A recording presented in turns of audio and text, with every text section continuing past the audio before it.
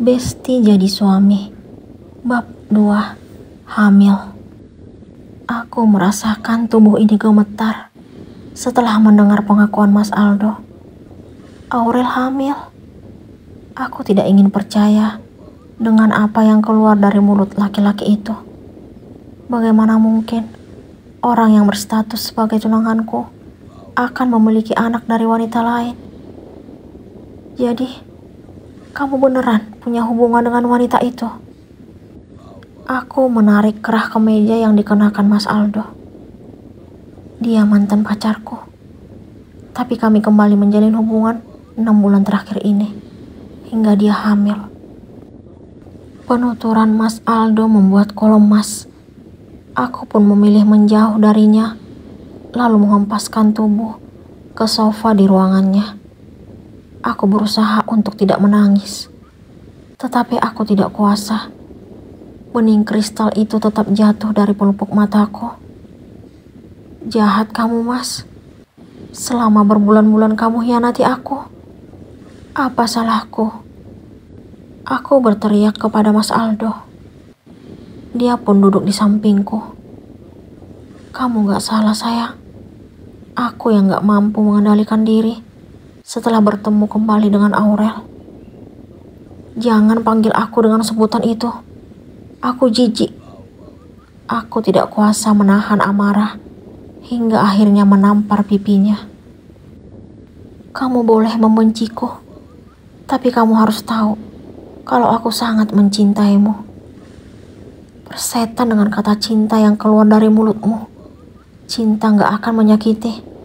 Aku sangat membencimu. Kamu orang paling kejam yang pernah aku kenal. Aku pun mendorong Mas Aldo, lalu menjauh darinya, kemudian beranjak dari ruangannya. Ternyata permainan Mas Aldo benar-benar hebat. Sebelum aku mengambil keputusan untuk mengakhiri hubungan kami karena perbuatannya tadi malam, dia dengan tega memutuskan ikatan yang kami jalani selama ini dengan alasan yang sangat menyakitkan, di mana mantan kekasihnya sedang mengandung anaknya. Sungguh, rasanya sangat sakit mendengar pengakuan Mas Aldo tadi. Aku benar-benar tidak sanggup lagi untuk melanjutkan aktivitas di kantor hari ini. Aku lebih baik menghampiri Dava ke kantornya, karena jika pulang ke rumah sekarang, aku tidak tahu harus bagaimana menyampaikan kenyataan tentang Mas Aldo kepada bapak dan ibu. Kamu nangis, Fir? Tanya anak kepadaku setelah tiba di ruangan. Aku mau pulang, An. Aku gak kuat kerja hari ini. Aku pun meraih tasku, lalu keluar menuju parkiran. Kemudian meluncur dengan motor kesayanganku. Sepanjang jalan menuju kantor Dava, aku tidak mampu untuk menghentikan air mataku yang masih terjun. Pengkhianatan Mas Aldo benar-benar membuatku seperti orang yang tidak tahu apa-apa. Kenapa dia tidak menunjukkan perubahan sama sekali dalam beberapa bulan ini? Aku sakit nih, Dav. Aku langsung mendaratkan bobot tubuhku ke sofa di ruangan Dava. Kamu nangis lagi? Sahabat terbaikku itu segera mengusap air mataku, lalu mengambil posisi jongkok di depanku. Mas Aldo hamilin wanita itu, Dav. Aku makin tidak kuasa untuk menghentikan air mataku. Wanita mana maksud kamu? Wanita yang bersamanya tadi malam. Kamu tahu dari mana kalau wanita itu hamil? Mas Aldo sendiri yang bilang ke aku. Dia bahkan mengakhiri hubungan kami karena lebih memilih wanita itu. Aku harus gimana, Dav? Pikiranku saat ini sangat buntu. Aku tidak tahu harus bagaimana ke depannya setelah pertunangan dengan Mas Aldo berakhir. Aku tidak sanggup membayangkan kesedihan di wajah bapak dan ibu. Aku telah membuat mereka terluka. Penderitaan yang Mas Aldo berikan membuatku merasa dicampakkan ke jurang yang sangat terjal. Aku seolah-olah tidak berdaya untuk melakukan sesuatu sekarang. Hatiku sakit dan perih. seperti disayat sembilu yang sangat tajam. Aku harus gimana, Dav? Gimana caranya aku menjelaskan semuanya pada bapak dan ibu? Mereka pasti malu, karena pernikahanku dengan Mas Aldo tidak akan pernah terjadi. Aku mengeluarkan apa yang kurasakan kepada Dava. Aku yang akan nikahin kamu, ucap Dava, lalu beringsut memilih duduk di sampingku. Aku sangat terkejut mendengar ucapan Dava. Dalam keadaan seperti ini, bisa-bisanya dia mengeluarkan kata-kata di luar nalar. Apa yang dia pikirkan? Apa dia ingin menggodaku karena baru dicampakkan Mas Aldo? Kamu jangan bercanda, Dav.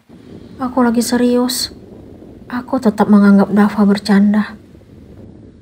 Siapa yang bercanda? Aku serius mau nikahin kamu.